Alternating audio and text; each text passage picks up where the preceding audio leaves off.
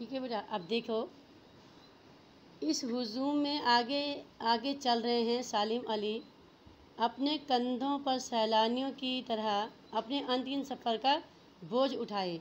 लेकिन यह सफ़र पिछले तमाम सफ़रों से भिन्न है। मतलब कवि के कहने का तात्पर्य है कि इस समय जो है सालिम अली जी अपनी यात्रा के लिए तो निकले हैं, ठीक है, लेकिन कैसे?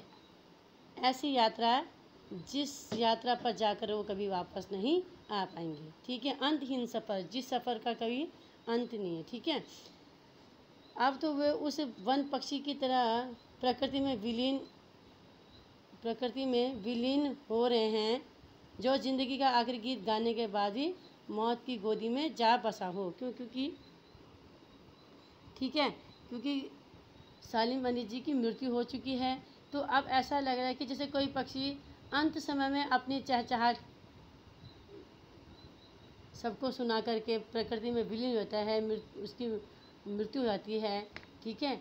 तो उसी तरह से जो है उसके बाद यदि कोई अपनी जिस्म की हरारत कहते हैं गर्मी बेटा, हरारत कहते हैं, ठीक है। जैसे ज्वर भी होता है, ठीक है, हल्की हल्की गर्मी भी कहते हैं उसको, बुखार भी कह सकते हैं, ठीक है। तो कोई यदि उसको अपने शरीर की गर्मी भी दे और अपनी दिल की धड़कन भी दे, लेकिन वह जो है वह पक्षी अपने सपनों की गीत दोबारा कैसे गा सकेगा? मतलब वो यदि हम उसको अपने तरीके से उस जिसकी मृत्यु हो गई है, हम उसको अपने दिल की धड़कन भी दे दें, लेकिन वो दोबारा जीवित नहीं हो सकता, ठीक है।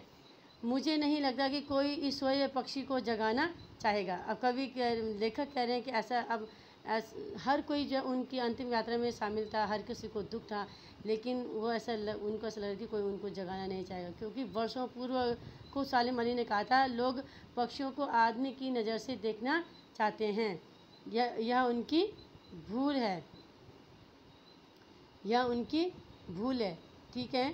ठीक उसी तरह जैसे जंगलों और पहाड़ों, झरनों और आबशारों को वे प्रकृति की नज़र से नहीं बल्कि आदमी की नज़र से देखने को उत्सुक रहते हैं।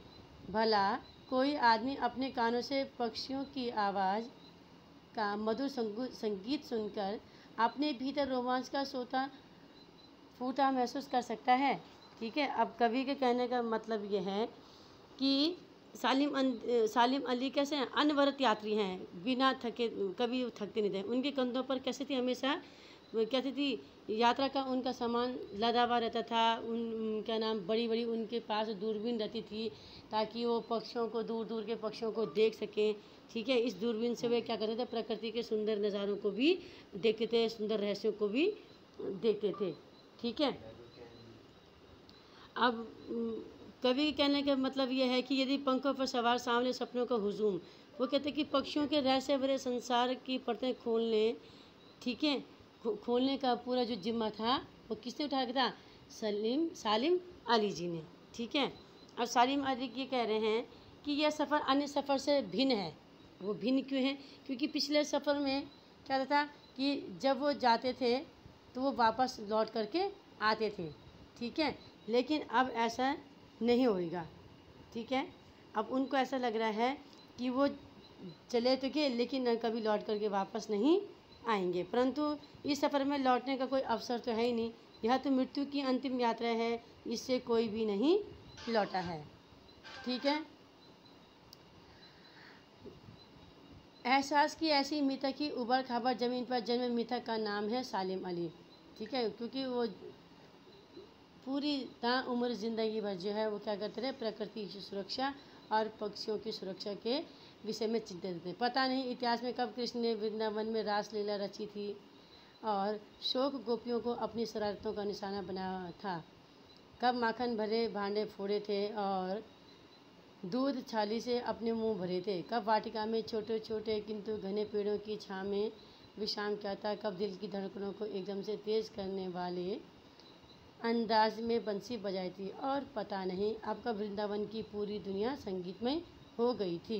पता नहीं यह सब कब हुआ था, लेकिन कोई आज भी वृंदावन जाए तो नदी का सांवला पानी उसे पूरे घटनाक्रम को याद दिला देगा।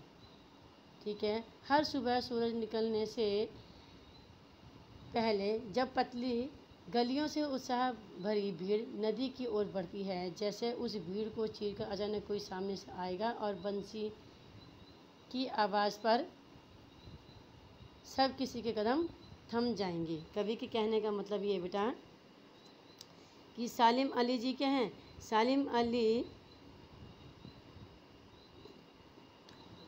अली जी वन पक्षी की तुलना करना लेखक की क्या है? भव्यता का प्रतीक है, ठीक है। और उनकी तुलना के लेखक ने उस वन पक्षी से की है जो जीवन भर अंतिम गीत गाकर मौत की घाटी में प्रवेश कर रहा है, ठीक है। सालिम अली पक्षियों के जीवन के में एक एक हुए थे। अब सालिम अली जी के कहने का मतलब ये है, वो कह रहे हैं कि वृंदावन में नदी का जल सांवला वहाँ के हर यात्री को कृष्ण की लीलाओं का याद दिलाता है, क्योंकि यमुना नदी का जल भी काला होता है, ठीक है। इस यमुना का सांवला जल कृष्ण की याद दिलाता है, क्योंकि भगवान श्री कृष्ण का रंग भी सांवला था, ठीक है। और कृष्ण ने इसी यमुना नदी के जल में अनेक क्या करी थी? अपनी लीलाएं रचाई थी। काले नाग को भी मारा था कृष्ण ने। यहीं पर चंचल किशोरी और अलहड़, ठीक है, जो गोपियाँ थीं उनके साथ रासलीला रचाई थी। उनकी दही की और मक्खन की मटकियाँ भी फोड़ी थी, ठीक है। और इसी के छायादार कदम वृक्ष के नीचे विश्राम किया था। वहीं पर उन्होंने अपने बांसुरी की तान छेड़ी थी, अपनी सुंदर बांसुरी बजाई थी। यहीं पर ग्वालों के साथ उन्होंने माखन चोरी की थी और दूध दही का भोग लगाया था। अब लेखक के कहने का मतलब ये है कि वृंदावन में सुबह सवेरे सूरज जब उदय होता है बेटा, तो ऐसा महसूस होता है कि मानो अभी कहीं कन्हैया जो है गाय चराते हुए आ जाएंगे। क्योंकि क्या है, अभी तक वृंदावन के कण कण में भगवान कृष्ण का क्या है, उनकी जो बेटा बांसुरी की जो मीठी तान है वो बसी हुई है, ठीक है। अब उनका ऐसा लगता है कि वो बंसी की तान छेड़कर सबको क्या कर दें, भगवान श्री कृष्ण मंत्रमुग्ध कर देंगे। तो सबको ऐसा लग रहा है कि सालिम अली जी की अंतिम यात्रा तो है, और हो सकता है वो वापस आ जाएं, उनको ऐसा लग रहा है, ठीक है। क्योंकि सभी भारतीयों को ऐसी अनुभूति इसलिए होती है, कृष्ण का बंसी वादन संस्कारगत रूप सबकी स्मृतियों में समाया हुआ है, ठीक है। इसलिए वृंदावन की गलियों में जाते ही भगवान श्री कृष्ण की लीलाएं और उनसे संबंधित घटनाएं याद आने लगती हैं। बेटा आज तक इतना ही। मैं आपको आगे का चैप्टर नेक्स्ट वीडियो में समझाऊंगी। आपने ये चैप्टर समझना है वीडियो में। जो समझ में नहीं आएगा तो आप हमसे पूछिएगा। पहले आपने सालिम अली जी की जीवनी लिखनी है, उसके बाद आपने शब्दार्थ लिख, ठीक है। और गद्यांश से संबंधित मैं प्रश्न उत्तर भी आपको व्हाट्सएप पे भेज दूँगी। तो आपने जीवनी लिखनी है, शब्दार्थ लिखने हैं और गद्यांश से संबंधित प्रश्न उत्तर लिखने हैं, ठीक है। आगे का चैप्टर में नेक्स्ट वीडियो में समझाऊंगी बेटा। धन्यवाद।